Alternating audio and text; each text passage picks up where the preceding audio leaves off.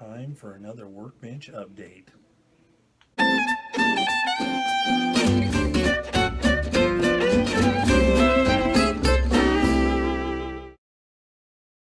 Hi everybody, and welcome back to Plastic Models by Regular Dude, and a quick, hopefully, Workbench update. So if you've been following my channel for a while, you know that I am frequently making updates and upgrades and remodeling my workspace. Well, I've done it again. As I go along, I find that some elements don't change, so I know those are good by this point, but some other things I need to maneuver around, fine-tune, etc. So I figured I would give a quick kind of run through of what my workbench looks like now. I know some people find this kind of stuff interesting. I know I do. Anytime anybody posts up a new workbench update, or move into another room in the house or basement or attic or shed or whatever, I find it really interesting because it's nice to see how others do their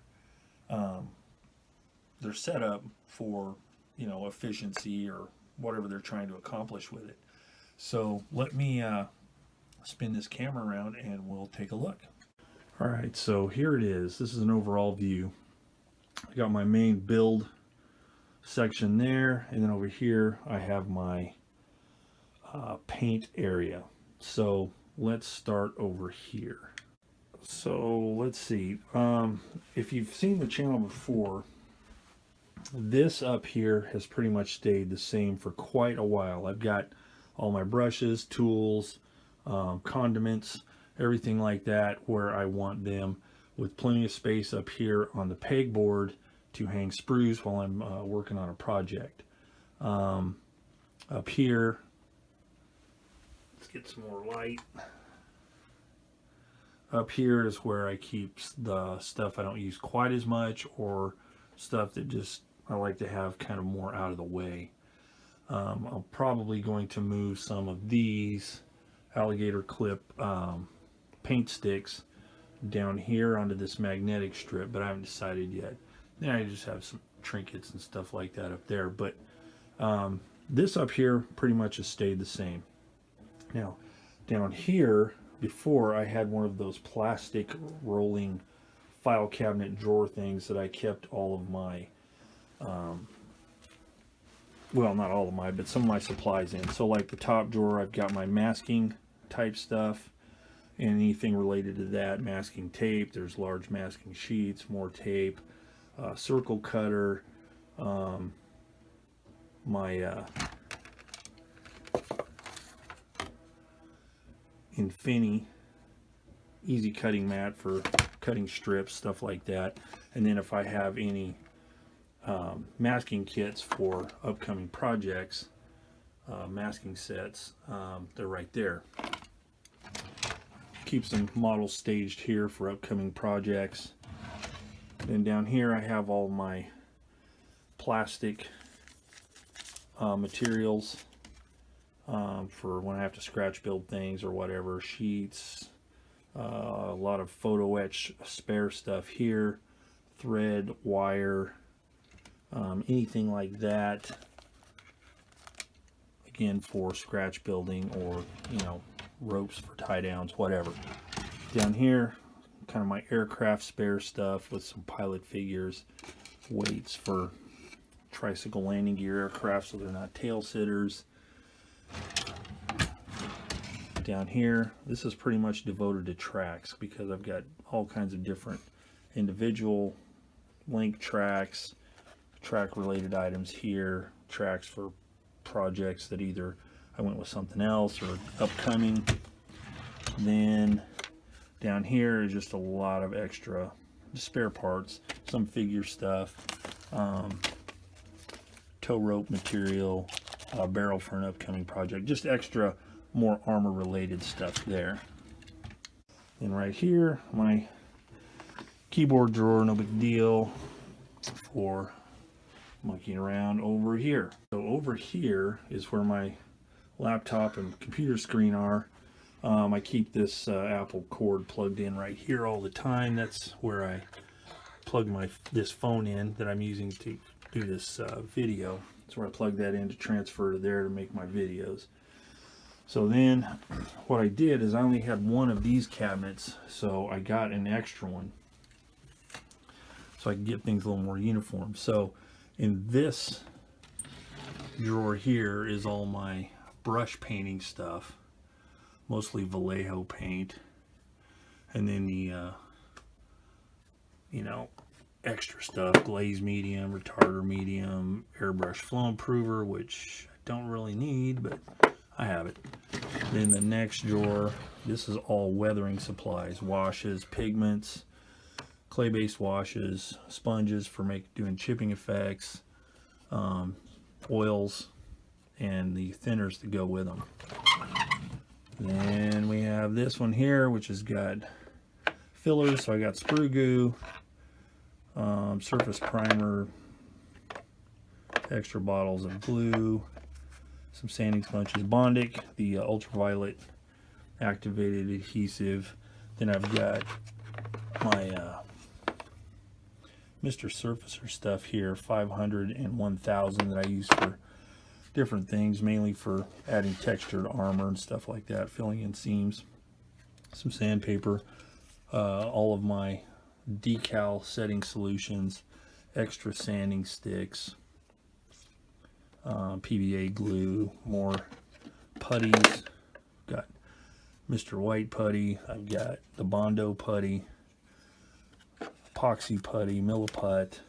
This here is my holder for when I use this stuff, so I don't tip it over, so I have a place for each bottle and each brush for the different the two different, the set and the sol. And down here, paint measuring stuff, droppers, I use these right here for like little palettes for either just a small dab of paint for something quick, or for putting super glue while I'm gluing photo etch or whatever.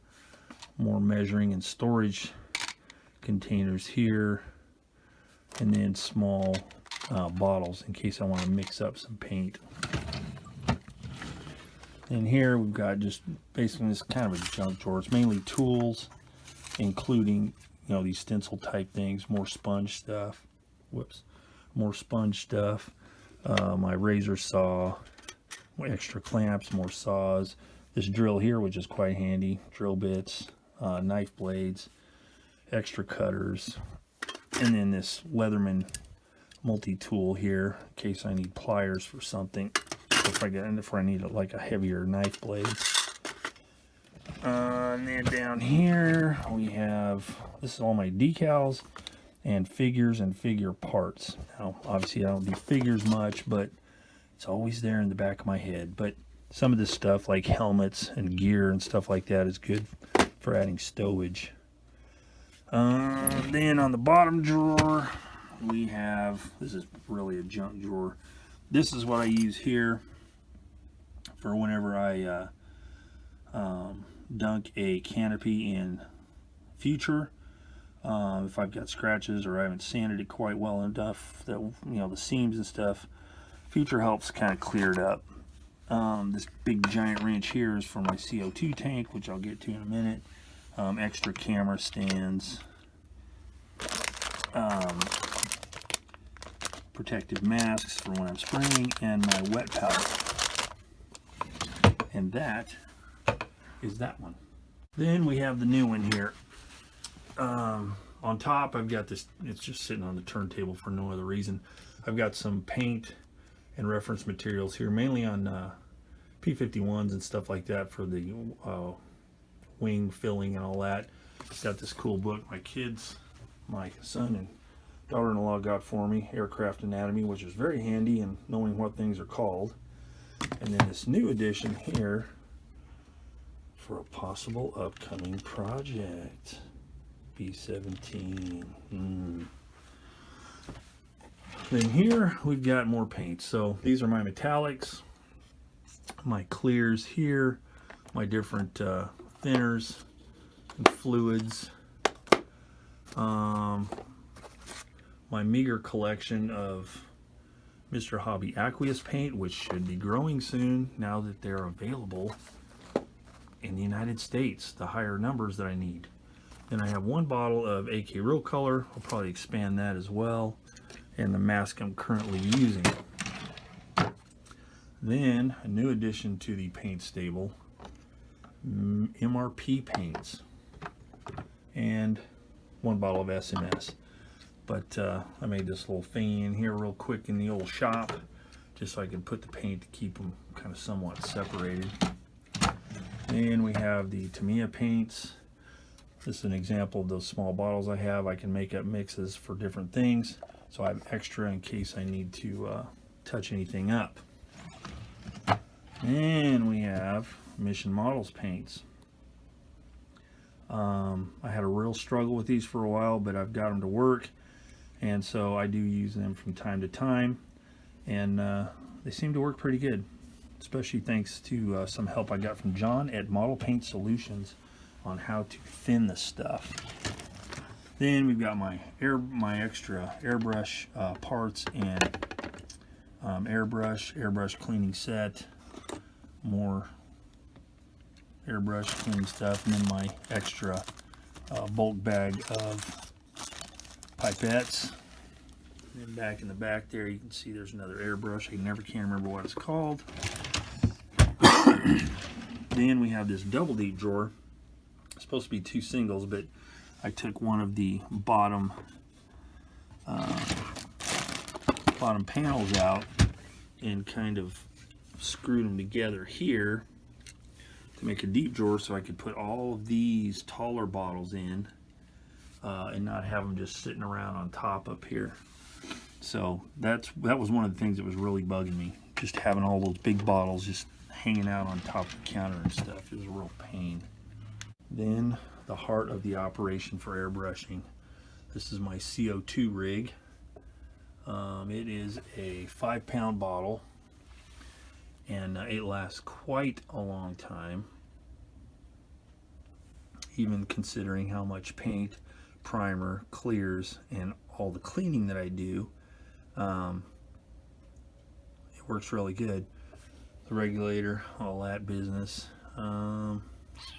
Yeah, it's pretty cool. I made this little rig right here. This little thing that I made was on my original workstation that I feature in my first workstation tour, which was years ago, and that was the thing that I used to hang that bottle in, and it just stayed handy. Just got a couple of shelving supports there that hold it in place.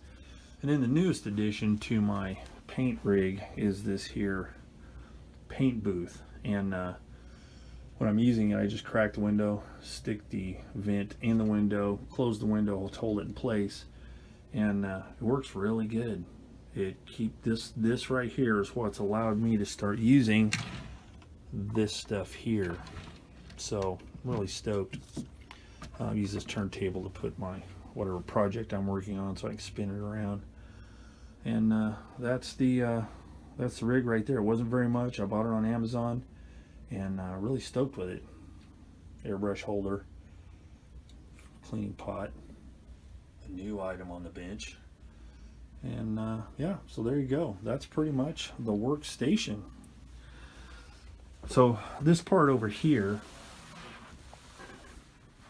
before I had this in the corner, and that was on a shelf up above, and it just wasn't working because this cabinet was directly underneath it, so I didn't have a place to stick my knees while I was working on the paint stuff, and it was just kind of a pain.